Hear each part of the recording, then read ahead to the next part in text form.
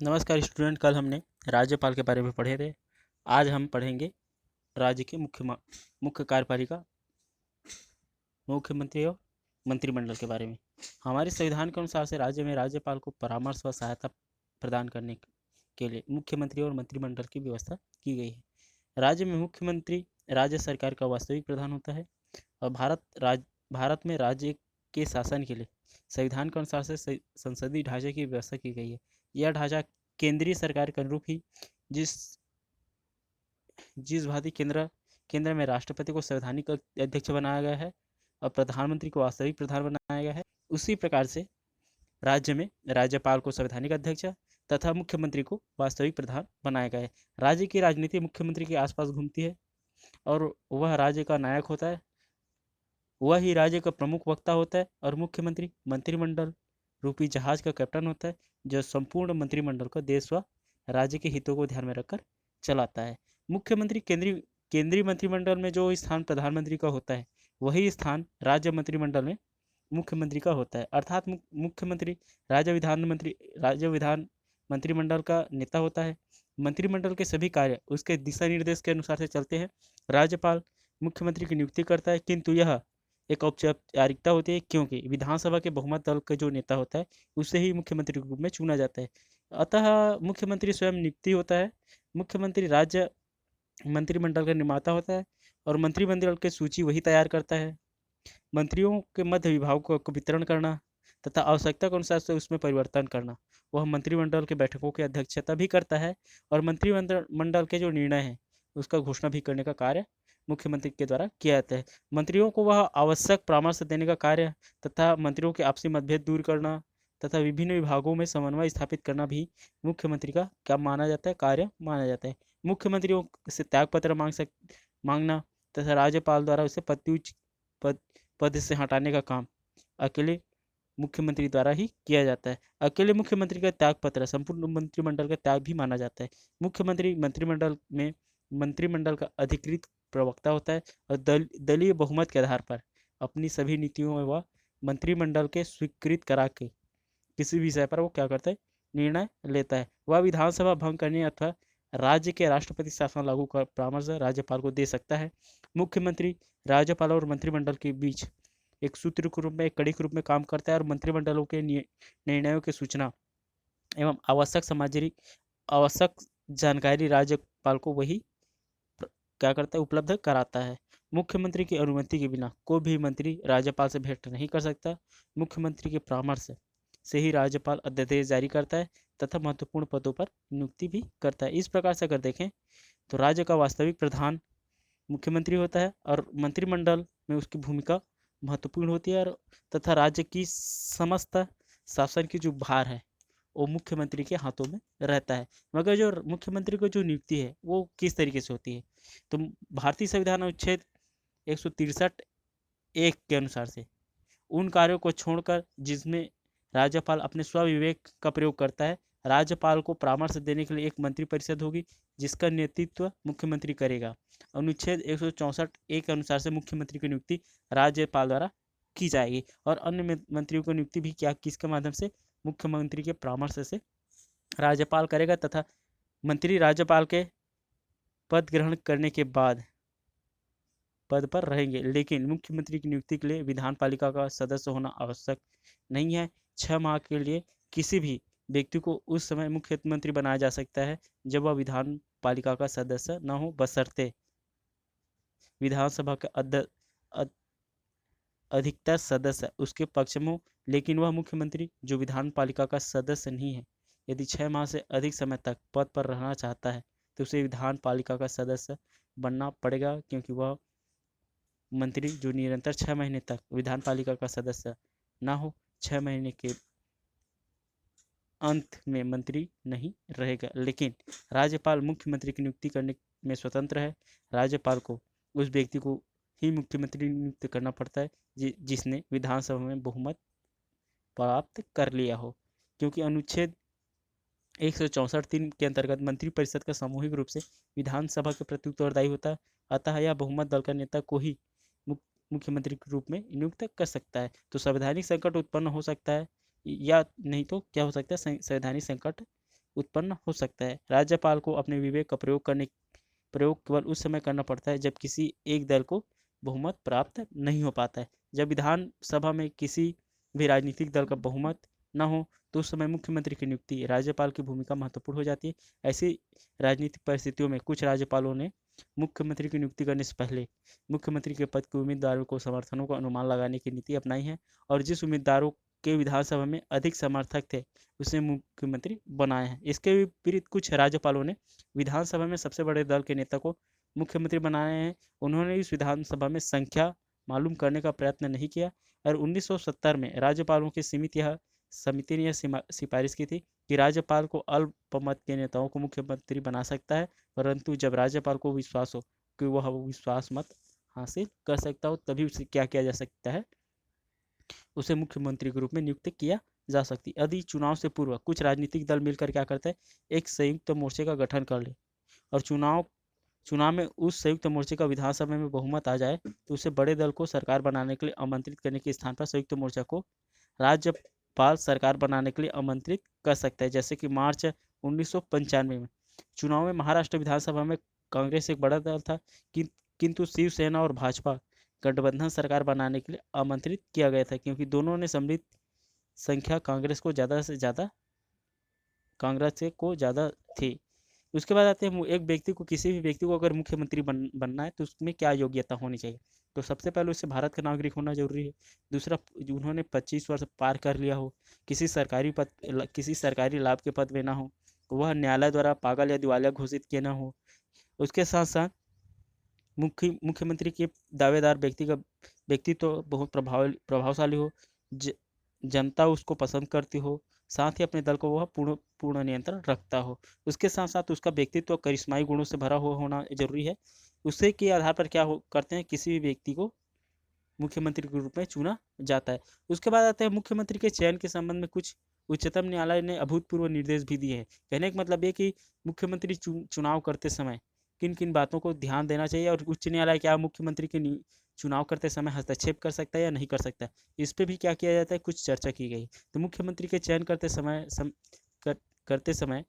समय पर उच्चतम न्यायालय भी हस्तक्षेप संविधान की रक्षा करने के लिए कर सकता है, जिसमें फरवरी 1998 में उच्चतम न्यायालय ने उत्तर प्रदेश के मुख्यमंत्री पद के लिए 2 दावेदारों कल्याण सिंह व जगदम्बा पाल के दावों को निर्धारण करने के लिए राज्य विधान सभा के विशेष सत्र 26 फरवरी को बुलाने का आदेश दिया था ताकि शक्ति परीक्षण से पता लगाया जा सके कि किसके पास कितनी बहुमत प्राप्त है। इसी प्रकार फरवरी 2005 में झारखंड के विधानसभा के चुनाव में सिप्ते रजी ने झारखंड मुक्ति मोर्चा के नेता सीवी सोरेन को मुख्यमंत्री नियुक्त किया था। उसे 20 दिन बाद सदन में अपना बहुमत सिद्ध करने को कहा गया था, जबकि 81 सदस्यों के सदन में राजग ने 42 सदस्यों के बहुमत का दावा कर रहा था। उच्चतम न्यायालय ने वहां पर विधानसभा अध्यक्षों को 20 दिन के बजाय 11 दिन में ही बहुमत सिद्ध कराने के निर्देश दिए थे। इस प्रकार जब किसी एक दल का संयुक्त मोर्चे के रूप में बहुमत प्राप्त नहीं हो पाता तो राज्यपालों को भी भूमिका महत्वपूर्ण हो जाती है और फिर उसके बाद वो क्या कर सकता है, अपने विवेक का उपयोग करके किसी भी व्यक्ति को क्या कर सकता है, मुख्यमंत्री के रूप में नियुक्त कर सकता है, बशर्ते उसे क्या करना होगा, 6 महीने के अंतर्गत या 11 दिनों के 15 दिनों के अंतर्गत क्या करना होता है, अब अपना बहुमत साबित करना पड़ता है। तो उसके बाद आते हैं, तो हो गया मुख्यमंत्री का चयन। मगर क्या मुख्यमंत्री को पद से हटाया जा सकता है? तो मुख्यमंत्री के अवधि के संबंध में संविधान में लिखा गया है कि वह राज्यपाल के प्रसाद पर्यंत पद पर रहता है। इसका मतलब ये होगा कि मुख्यमंत्री उस समय तक पद पर रहता है जब तक किसी विधानसभा में उसका बहुमत है। यदि विधानसभा मुख्यमंत्री के विरुद्ध अविश्वास प्रस्ताव पास कर देता है तो मुख्यमंत्री को या तो त्यागपत्र देना होगा या फिर राज्यपाल को सलाह देकर विधानसभा को भंग करने के लिए वो क्या कर सकता है, नए चुनाव करने के लिए क्या कर सकता है, सुझाव दे सकता है। इसके अतिरिक्त कुछ अन्य परिस्थितियों में भी राज्यपाल मुख्यमंत्री को बर्खास्त कर सकता है। जैसे कि अगर उसमें सबसे पहले अगर देखें, यदि मुख्यमंत्री विधायकों को रिश्वत देकर विधानसभा में अपना बहुमत बनाए रखता है तो भी राज्यपाल उसे बर्खास्त कर सकता है। यदि शासन में भागीदारी सबसे बड़ा दल सरकार को समर्थन देना बंद कर दे तब राज्यपाल अल्पमत सरकार को क्या कर सकता है, हटा सकता है। उसके बाद आता है, अगर राज्यपाल को यदि विश्वास हो जाए मुख्यमंत्री को विधानसभा में बहुमत नहीं है तो वह क्या कर सकता है, राज्यपाल के कहने पर विधानसभा का सत्र बुलाने को तैयार नहीं है तो राज्यपाल उस मुख्यमंत्री को बर्खास्त कर सकता है। उसके साथ साथ राज्यपाल अनुच्छेद 356 के अधीन अगर यह रिपोर्ट करके कि यदि राज्य का शासन संविधान की धाराओं के अनुसार से नहीं चलता है तो क्या कर सकता है, मंत्रिमंडल को बर्खास्त करके वहाँ पर आपातकाल की घोषणा कर सकता है। ये तो हो गया मुख्यमंत्री को पदच्युत या पद से हटाने का प्रक्रिया। मगर जो मुख्यमंत्री होते हैं उसकी कौन कौन से शक्तियाँ और कार्य कौन कौन से होते हैं, तो मुख्य राज्य विधानमंडल का आधार होता है। राजनीतिज्ञों के अनुसार से मुख्यमंत्री राज्य विधानमंडल के चंद्रमा के समान होता है और राज्य के मंत्री तारे के समान होते हैं। उस और जो राज्य के मंत्रियां होते हैं वो मुख्यमंत्री के आसपास क्या होते रहते हैं, जगमगाते रहते हैं। तो मुख्यमंत्री की स्थिति राज्य में राजा के समान होती है, जिसको हम सबको आकृति से समझ सकते हैं। कहने का मतलब ये है कि राज्य में जो मुख्यमंत्री होते हैं उसकी कौन कौन से शक्तियाँ होती हैं और कौन कौन से उसके कार्य होते हैं, उसके बारे में जानते हैं। तो सबसे पहले माना जाता है कि जो मुख्यमंत्री का जो पहला कार्य होता है मंत्रिमंडल का निर्माण करने का जो कार्य है। कहने का मतलब ये कि कौन कौन से व्यक्तियों को कौन कौन से क्या है कार्यभार सौंपा जाएगा, या कहा जा सकता है कि जो मुख्यमंत्री है राज्य मंत्रिपरिषद का गठन करता है, उसी के परामर्श से राज्यपाल अन्य मंत्रियों की नियुक्ति करता है और मंत्री को विभागों जो वितरण करने का जो कार्य है, मंत्रिपरिषदों की बैठक की अध्यक्षता करना, मंत्रिपरिषद में सहयोग व समन्वय बनाए रखना, मंत्रियों में आपसी विवादों को सुलझाना भी क्या माना जाता है, मुख्यमंत्री का कार्य ही माना जाता है। उसके साथ साथ मंत्रिपरिषद का जीवनदाता के रूप में भी क्या माना जाता है, मुख्यमंत्री को माना जाता है। यदि मुख्यमंत्री त्याग दे देता है तो उसे राज्यपाल बर्खास्त कर देता है, तो ऐसे में पूरा मंत्रिपरिषद ही क्या हो जाता है, पद से हट जाता है। इसलिए जब मुख्यमंत्री को लगता है कि किसी मंत्री विशेष के कारण उसकी सरकार की छवि खराब हो रही है तो क्या कर सकता है, वो त्याग पत्र देकर पूरे मंत्रिपरिषद को या पूरे सरकार को क्या कर सकता है, या पूरे सरकार को खत्म कर सकता है। या कहा जा सकता है, क्योंकि माना जाता है कि मुख्यमंत्री को किसी भी राज्य सरकार की एक राज्य सरकार रूपी एक जहाज के उसे कैप्टन माना जाता है, और जब कैप्टन ही क्या हो जाता है, पद से हट जाता है, तब उस जहाज को क्या किया जाता है, डिस्पोज कर दिया जाता है, वो खत्म कर दिया जाता है या उसे रोक दिया जाता है। तो इसी प्रकार क्या किया जाता है, जब अगर किसी मुख्यमंत्री को लगता है कि अब नियम के आधार पर या किसी भी मंत्री अपने मनमानी पूर्वक स्वेच्छाचारिता से क्या कर रहे हैं, नियम एवं कानूनों का ध्वजा उड़ा रहा है, तो क्या कर सकता है मुख्यमंत्री अपने पद से त्याग पत्र देकर क्या कर सकता है, सरकार को गिरा सकता है। उसके साथ साथ मंत्रियों को पदच्युत करना, मंत्रियों को जो पद से हटाना भी क्या माना जाता है, मुख्यमंत्री का कार्य माना जाता है। अगर मंत्री तभी तक अपने पद पर रह सकते हैं जब तक मुख्यमंत्री चाहता है, और उसकी इच्छा को अनुसार अगर कोई भी व्यक्ति अगर कार्य नहीं करता मुख्यमंत्री की, तो क्या कर सकता है मुख्यमंत्री विवाद की स्थिति में क्या कर सकता है, किसी भी मंत्री को उसके पद से हटा सकता है। उसके साथ साथ राज्यपाल व मंत्रियों के बीच कड़ी के रूप में भी क्या करता है, राज्यपाल एवं मंत्री परिषदों के बीच जो मुख्यमंत्री है कड़ी के रूप में काम करते हैं। मुख्यमंत्री राज्यपाल व मंत्री परिषद के मध्य एक कड़ी के रूप में काम करता है। वह मंत्रिपरिषद द्वारा लिए गए निर्णय की जानकारी राज्यपाल को देता है, और संविधान के अनुच्छेद 167 में कहा गया है कि मुख्यमंत्री का कर्तव्य वह राज्य के प्रशासन से संबंधित मंत्रिपरिषद के निर्णयों एवं व्यवस्थापन के प्रस्तावों को सूचना समय समय पर राज्यपाल को दे, और किसी भी मंत्री को राज्यपाल से मिलना हो तो मुख्यमंत्री से पहले क्या करना होगा, परामर्श लेना होगा या उससे मिलना होगा, तभी क्या कर सकता है, वो राज्यपाल से मिल सकता है। इस प्रकार से मुख्यमंत्री राज्य विधानमंडल मंत्रिमंडल तथा राज्यपाल के मध्य मध्यस्थता की भूमिका निभागा। उसके साथ साथ नियुक्ति का अधिकार भी क्या किया गया है, मुख्यमंत्री को प्रदान किया गया है कि राज्य की सभी महत्वपूर्ण नियुक्तियां राज्यपाल मुख्यमंत्री के परामर्श से करता है, और इन नियुक्तियों में महाधिवक्ता, राज्य लोक सेवा आयोग और राज्य में स्थित विश्वविद्यालयों की उप कुलपति आदि सभी की पदों की जो नियुक्ति है वो मुख्यमंत्री क्या करता है,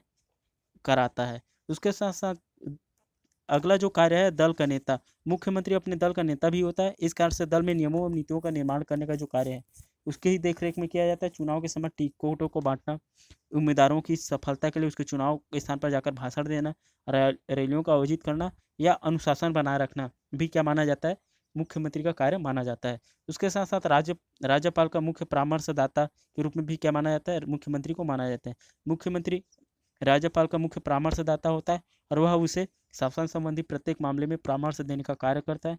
राज्यपाल केवल उस समय मुख्यमंत्री से परामर्श लेने का कार्य नहीं करता जिस समय वह अपनी विवेकात्मक शक्तियों को प्रयोग कर रहा है, बाकी हर समय क्या कर सकता है, वह मुख्यमंत्री का परामर्श ले सकता है। उसके साथ साथ विधायिका का नेता, विधानसभा में सबसे बड़ा दल का जो नेता होने का कारण वह विधानसभा का नेता भी होता है और सरकार की सभी महत्वपूर्ण नीतियों की घोषणा मुख्यमंत्री द्वारा ही की जाती है।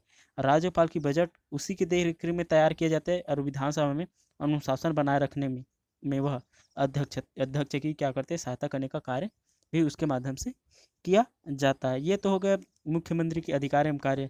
मगर वर्तमान समय में देखें तो मुख्यमंत्री की स्थितियाँ क्या होती हैं। तो राज्य के प्रशासन में मुख्यमंत्री प्रधानमंत्री के समान ही क्या होती है, राज्य की शासन व्यवस्था उसी की ओर चारों ओर घूमती है और मंत्रिपरिषद का निर्माण करता है और उसका पोषण करता है, उसका जीवनदाता वही मुख्यमंत्री होता है। और उसकी किस तरीके से स्थिति होनी चाहिए राज्यपाल की, मुख्यमंत्री की, उसके बारे में बताया गया है। जिसमें सबसे पहला बताया गया है कि केंद्र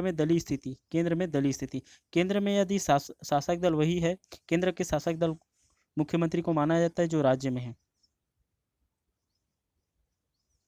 तो मुख्यमंत्री की स्थिति इस बात पर निर्भर करती है कि केंद्र में प्रधानमंत्री की स्थिति कैसी है। यदि प्रधानमंत्री की स्थिति कमजोर है, वह पूर्ण बहुमत प्राप्त दल से नहीं है, तो ऐसी स्थिति में उस दल के राज्यों के मुख्यमंत्री की अधिक शक्तिशाली होना प्रारंभ हो जाता है। उसके साथ साथ क्या है, हाईकमान का संरक्षण। जिस मुख्यमंत्री को अपने दल का हाईकमान का संरक्षण प्राप्त होता है वह काफ़ी शक्तिशाली हो जाता है।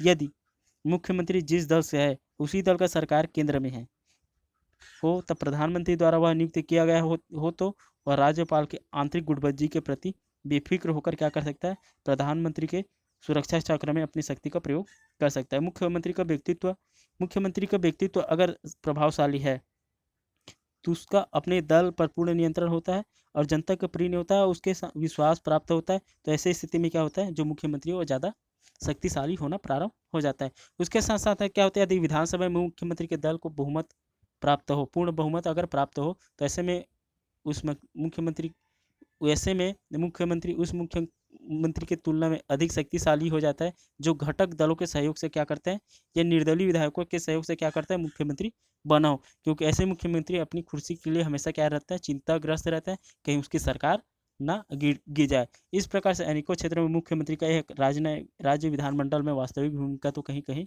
पर या केंद्र पर आश्रित होकर क्या करते हैं, शासन पर नियंत्रण रखने का कार्य करते हैं। ये तो हो गया मुख्यमंत्री। मगर जो मुख्यमंत्री के कार्यों को या उसके उद्देश्यों को पूरा करने का जो काम करता है, वो अकेले ही कोई भी मुख्यमंत्री अपने उद्देश्य को या राज्य के उद्देश्य को पूरा करने का काम नहीं करता, बल्कि उनको उद्देश्य को पूरा कराने का जो काम है वो मंत्रिपरिषद के माध्यम से कराया गया है।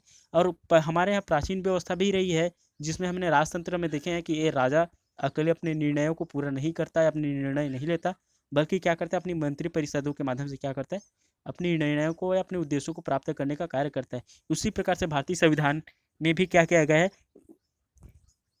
किसी भी राज्य में मंत्रिपरिषद की व्यवस्था की गई ताकि जो राजा है या जो मुख्यमंत्री है अपने उद्देश्यों को पूरा कर सकते। तो भारतीय संविधान के अनुच्छेद के अनुसार से राज्यों में राज्यपाल को उसके कार्य को निष्पादन में सहायता एवं परामर्श देने के लिए एक मंत्रिपरिषद की व्यवस्था भी की गई है, जो उन कार्यों को छोड़कर जिसमें संविधान द्वारा उसके अधीन अपने विवेक को कार्य करने की अपेक्षा की जाती है, उन सभी कार्यों को छोड़कर क्या कर सकता है, राज्यपाल मंत्रिपरिषद से परामर्श ले सकता है। मगर जो मंत्रिपरिषद है वो होता किस प्रकार से, मगर इसके लिए माना जाता है कि जो मंत्रिपरिषद है मुख्यतः 3 प्रकार की होती है। मंत्रिपरिषद मुख्यतः 3 प्रकार की होती है, जिसमें सबसे पहला आता है मुख्यमंत्री, दूसरा आता है कैबिनेट मंत्री, तीसरा आता है राज्य मंत्री और चौथा आता है उप मंत्री। जिसमें सबसे पहला आता है मुख्यमंत्री, मंत्रिमंडल का नेता होता है और राज्य में बहुमत दल का नेता भी उसे माना जाता है। और मुख्यमंत्री सभी मंत्रियों को काम का बंटवारा करता है, विभागों का वितरण करता है और वास्तव में यह राज्य का वास्तविक शासक के रूप में स्वीकार किया जाता है। दूसरा प्रकार के जो मंत्रिपरिषद में होता है उसे कैबिनेट मंत्री कहा जाता है। कैबिनेट मंत्री सबसे उच्चतम स्तर के मंत्री होते हैं। यह मंत्रिपरिषद की एक अंतरिम समिति जिसको कैबिनेट कहा जाता है उसके सदस्य होते हैं और कैबिनेट मंत्री किसी न किसी विभाग के मुखिया होते हैं और इसकी संख्या काफ़ी कम होती है। मंत्रिपरिषद में सभी महत्वपूर्ण निर्णय मंत्रिमंडल के सदस्यों द्वारा ही लिए जाते हैं। उसके बाद आते हैं राज्य मंत्री। तो राज्य मंत्री कैबिनेट मंत्री की सहायता के लिए नियुक्त किए जाते हैं। इनको स्वतंत्र रूप में किसी भी विभाग का अध्यक्ष भी बनाया जा सकता है। यह मंत्रिमंडल के नियंत्रण पर ही मंत्रिमंडल के बैठकों में भाग लेता है। उसके बाद आते हैं उप मंत्री हर एक विभाग में कैबिनेट मंत्रियों और राज्य मंत्रियों के परामर्श के लिए नियुक्त किया जाता है। वह किसी विभाग के स्वतंत्र रूप में मुखिया नहीं होते, न ही वे मंत्रिमंडल के अधिवेशनों में भाग ले सकते हैं। इसका मुख्य कार्य राज्य विधानमंडल में पूछे गए प्रश्नों का मंत्रियों की ओर से उत्तर देना और सरकारी विधायकों को पारित करने में सहायता प्रदान करना इसका कारण माना जाता है। उसके बाद आते हैं जो मंत्रियों की जो संख्या है, किसी भी राज्य में जो मंत्रियों के निर्धारण की जो संख्या है, किसी भी राज्य में कितने मंत्री, जो कितने मंत्री होना चाहिए, इसके संबंध में निर्धारण कैसी होती है। तो साधारणतः मंत्रिमंडल का आकार का निर्णय है मुख्यमंत्री ही करता है, और अब तक मंत्रिमंडल के आकार के संबंध में कोई भी एक नीति नहीं बनी है। फिर भी कुछ आवश्यक सुझाव दिए जाते हैं, जिनमें राज्यों में केवल विधानसभा है, वहाँ पर मंत्री परिषद की सदस्यों की जो संख्या है, सदस्य संख्या को विधानसभा की सदस्य संख्या के 10% से अधिक नहीं होना चाहिए। और जहाँ पर द्विसदनात्मक व्यवस्था है, वहाँ पर कम से कम सदस्य संख्या की 11% से अधिक नहीं होना चाहिए। मगर मुख्यमंत्री द्वारा इस नियम को सदैव उल्लंघन या हमेशा उल्लंघन किया जाता है, और वो अपनी कुर्सी को बचाने के लिए, कहने का मतलब ये है कि कहीं कहीं पर क्या होता है, जो सरकार का जो निर्माण है एक से अधिक राजनीतिक दलों के द्वारा किया जाता है। इसके कारण से कई कई बार क्या होता है, जो मुख्यमंत्री होता है अपनी कुर्सी को बचाने के लिए, कहीं उसके जो सहयोगी दल है अपना समर्थन वापस ना ले ले, इसके कारण से वो क्या करता है, वो 10% से ज़्यादा क्या करते हैं, मंत्रियों की नियुक्ति कर देता है, ताकि ज़्यादा से ज़्यादा अपनी सहयोगी पार्टियों को लाभ दिया जा सके। उसके बाद आते हैं जो मंत्री या मंत्रिपरिषद के जो वेतन और भत्ते हैं, वो किस प्रकार से होते हैं। तो मंत्रियों के जो मासिक वेतन और भत्ते समय समय पर राज्य विधानमंडल द्वारा निश्चित किए जाते हैं। इसलिए भिन्न भिन्न राज्यों के जो मंत्री हैं, उसके वेतन और भत्ते अलग अलग हो सकते हैं। जैसे कि दिल्ली में विधायक क्या बोलते हैं, मंत्रियों के जो वेतन है वो लगभग 2 लाख किए गए हैं, जबकि छत्तीसगढ़ में 1.5 लाख के लगभग क्या किया जाता है, उसे वेतन दिया जाता है। जबकि दिल्ली में 2 लाख से ऊपर भी क्या किया जाता है, उसको वेतन प्रदान किए जाते हैं। उसके बाद आते हैं संसदीय सचिव। तो राज्य विधानमंडल में एक संसदीय सचिव की नियुक्ति की जाती है। इसके पास संवैधानिक रूप से कोई शक्ति या प्रशासकीय उत्तरदायित्व नहीं होता है, और उसकी नियुक्ति मुख्यमंत्री ही करता है तथा उसके पद की शपथ दिलाता है, तथा उस मुख्य कार्य महत्वपूर्ण विभागों के मंत्रियों के द्वारा राज्य विधानमंडल में सहायता करना इसका कार्य होता है। उसके बाद आते हैं मंत्रियों के जो संगठन में गोपनीयता का शपथ दिलाया जाता है, जिसमें राज्य के मंत्रिमंडल के प्रत्येक मंत्री को अपना पद ग्रहण करने से पहले राज्यपाल के सम्मुख 2 प्रकार की शपथ लेनी पड़ती है। उसमें से एक होता है पद की, दूसरी होती गोपनीयता की शपथ दिलाई जाती है। जो भी मंत्री इस गोपनीयता का शपथ को भंग करता है, वह सामूहिक उत्तरदायित्व भंग करने का अपराधी माना जाता है। परिणामतः उसे मंत्रिमंडल से या मंत्रिपरिषद से त्यागपत्र देना पड़ता है। उसके बाद आते हैं मंत्रियों की योग्यताएं। किसी भी व्यक्ति को अगर मंत्रिमंडल में या मंत्रिपरिषद में अगर जगह पाना है, तो उसमें कौन कौन सी योग्यता होना जरूरी है। जिसमें सबसे पहले कहा गया है कि अगर किसी भी व्यक्ति को अगर मंत्रिपरिषद में अगर जगह पाना है, तो उसे क्या करना होगा, उसे भारत का नागरिक होना जरूरी है, उसकी उम्र कम से कम 25 वर्ष होना चाहिए। और उसके बाद उसे विधानमंडल का सदस्य हो, यदि वह सदस्य नहीं है तो कम से 6 महीने के अंतर्गत उसे सदस्यता ग्रहण करना अनिवार्य है, तभी उसे मंत्री बनाया जा सकता है। उसके बाद आते हैं मंत्रिपरिषद की कार्यकाल। तो मंत्रीगण राज्यपाल की उसके अनुमति के बाद अपने पद पर बने रहते हैं, और संविधान के अनुसार से मंत्रियों का जो कार्यकाल है राज्यपाल की इच्छा पर निर्भर करता है मगर व्यवहार में अगर देखें तो मंत्रीगण मुख्यमंत्री के आशीर्वाद के बाद पद पर रह सकते हैं, और मंत्रिपरिषद सामूहिक रूप से विधानसभा के प्रति उत्तरदायी होते हैं। जब तक मंत्रिपरिषद को विधान सभा का विश्वास प्राप्त है, तब तक राज्यपाल उसे पद से नहीं हटा सकता। फिर भी क्या है, विधानसभा का जो कार्यकाल है 5 वर्ष का होता है, अतः सामान्य अवस्था में मंत्रिपरिषद का जो कार्यकाल है 5 वर्ष का ही होता है। मगर जो मंत्रिपरिषद के उसकी कार्यप्रणाली क्या होता है, तो माना जाता है कि जो मंत्रिपरिषद की जो सभी कार्यप्रणाली का संचालन मुख्यमंत्री करता है, और मुख्यमंत्री मंत्रिपरिषद की बैठक के लिए आमंत्रित भी करता है। मंत्रिपरिषद की जो बैठक है प्रायः सप्ताह में एक बार आवश्यक होती है, और एक से अधिक बार भी क्या किया जा सकता है, बैठक बुलाया जा सकता है। मंत्रिपरिषद की बैठकें केवल राजधानी में ही नहीं बल्कि अन्य स्थानों पर भी आमंत्रित किया जा सकता है, और बैठकों की जो अध्यक्षता है मुख्यमंत्री करता है, और मुख्यमंत्री की अनुपस्थिति में बैठकों की अध्यक्षता कोई भी वरिष्ठ मंत्री या मंत्रिपरिषदों की बैठक में सभी निर्णय एकमत से लिए जाते हैं। यदि किसी मामले में मंत्रिपरिषद के सदस्यों में मतभेद हो, तो पारस्परिक विचार विनिमय के द्वारा उसे दूर करके क्या किया जा सकता है, कोई भी निर्णय मुख्यमंत्री की इच्छा के विरुद्ध नहीं लिया जा सकता। यदि कोई भी मंत्रिपरिषद तथा मुख्यमंत्री के निर्णय से सहमत नहीं होता, तो उसे त्याग पत्र देना होता है। अतः इस आधार पर कहा जा सकता है कि मंत्रिपरिषद के सभी निर्णयों के लिए सभी मंत्री सामूहिक रूप से उत्तरदायी होते हैं। एक मंत्री की सदन में पराजय सभी की पराजय मानी जाती है। यदि किसी मंत्री द्वारा प्रस्ताव विधानसभा में पारित न करे, तो उसे मंत्रिपरिषद से त्याग पत्र देना पड़ सकता है। ये तो हो गया मंत्रिपरिषद के संगठन या उसकी रचना। मगर जो मंत्रिपरिषद है उसके कार्य कौन कौन से होते हैं?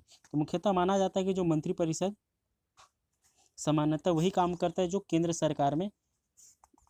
केंद्र सरकार में मुख्य कार्यपालिका करती है, जिसमें सबसे पहला आता है नीतियों को निर्माण करना। मंत्रिपरिषद का राज्य का प्रशासन चलाने के लिए नीति निर्माण करने का जो कार्य है वो पृथक होता है। राज्यों के लिए पृथक पृथक क्षेत्रों में आवश्यकता अनुसार वह नीति निर्माण करने का कार्य करते हैं। नीति निर्माण संबंधी कार्य मंत्रिमंडल के प्रमुख कार्य होता है। और राज्य में शांति व्यवस्था बनाए रखने के लिए राज्य की राजनीतिक, आर्थिक और सामाजिक स्थिति सुधारने के लिए क्या करते रहते हैं, वह समय समय पर नियम एवं कानून का निर्माण करने का कार्य करता रहता है। उसके साथ साथ क्या करता है जो मंत्रिपरिषद है, कानून का निर्माण करना जिससे राज्य की व्यवस्था को सही तरीके से संचालित किया जा सके, उसके संबंध में भी क्या करते हो, नियम एवं कानून का निर्माण करने का कार्य करते हैं। उसके साथ साथ उसके पास वित्तीय भी शक्ति होती है। मंत्रिमंडल के पास वित्तीय व्यवस्था पर भी पूरा नियंत्रण होता है तो किस तरीके से राज्य की व्यवस्था को या आय व्यय को किस तरीके से बेहतर किया जा सके, उसके संबंध में वो बजट तैयार करके क्या कर सकते हैं, आने वाले समय में किस तरीके से राज्य को बेहतर तरीके से संचालित कर सकें। इसके संबंध में भी क्या है, टैक्स लगाने का, कर लगाने का या टैक्स में कम ज़्यादा करने का भी उसे अधिकार प्रदान किया जाता है। उसके साथ साथ जो मंत्रिपरिषद है, राज्य के जो महत्वपूर्ण पद है उसे राज्यपाल के परामर्श से क्या कर सकता है, उसमें नियुक्ति भी कर सकता है। जैसे कि लोक सेवा आयोग का अध्यक्ष का या सदस्यों का चयन करना है, राज्यों में विश्वविद्यालय के कुलपति का या महाधिवक्ता का, राजस्व मंडल का आदि की नियुक्ति भी क्या कर सकता है, मंत्रिपरिषद नियुक्त कर सकता है राज्यपाल को परामर्श देकर। उसके साथ साथ क्या कर सकता है जो मंत्रिपरिषद है, प्रशासन पर अंकुश भी लगा सकता है। प्रशासन को सुचारू रूप से संचालित करने के लिए इसे कई भागों में बांटा जाता है। प्रत्येक विभाग का मुखिया कोई ना कोई मंत्री होता है और उन विभागों में बहुत बड़ी संख्या में सरकारी कर्मचारी काम करते हैं। और प्रत्येक मंत्री को अपने विभाग के कर्मचारी के ऊपर नियंत्रण रखता है ताकि उसे सही दिशा निर्देश प्रदान किया जा सके। उसके बाद आता है विभागों में काम करने वाले काम में समन्वय पैदा करना भी क्या माना जाता है, उसका कार्य माना जाता है। उसके साथ साथ ये तो हो गया मंत्रिपरिषद के कार्य। मगर जो मंत्रिपरिषद है और राज्यपाल में संबंध क्या होता है, तो मंत्रिपरिषद और राज्यपाल में संबंध जिस प्रकार से केंद्र में क्या होता है, राष्ट्रपति और मंत्रिमंडल में या मंत्रिपरिषद में क्या होता है, संबंध होता है, उसी प्रकार से क्या माना जाता है, मंत्रिपरिषद और राज्यपाल में संबंध माना जाता है। और मंत्रिपरिषद में उसी प्रकार का संबंध होता है जिस प्रकार से क्या होता है, केंद्र में होता है। और मगर जो मंत्रिपरिषद और राज्य विधानमंडल के बीच जो संबंध है, मंत्रिपरिषद और राज्य मंडल के मध्य संबंध किस प्रकार से होता होगा, तो भारतीय संविधान में स्पष्ट वर्णित है कि विधानमंडल के जितने भी सदस्य हैं वो चुने हुए व्यक्ति को क्या किया जाएगा, मंत्रिमंडल में सदस्यता दी जाएगी। और वो जितने भी व्यक्ति हैं वो किसके लिए क्या होंगे, इसके लिए उत्तरदायित्व होंगे। अनुच्छेद 164(5) के अनुसार से मंत्रिपरिषद राज्य विधानसभा के प्रति सामूहिक रूप से उत्तरदायी होंगे। तात्पर्य यह है कि मंत्रीगण तब तक अपने पद पर रह सकते हैं जब तक उन्हें राज्य विधानसभा के बहुमत या विश्वास उसे प्राप्त हो। उसके बाद आता है अल्पमत की मंत्रिमंडल।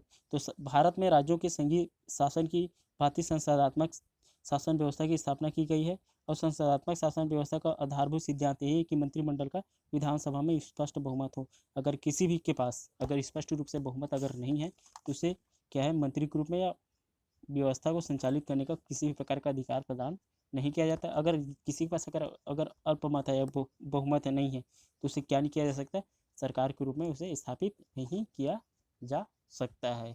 ये हो गया आपका मंत्रिपरिषद। अगले क्लास में हम पढ़ेंगे अन्य टॉपिक के बारे में।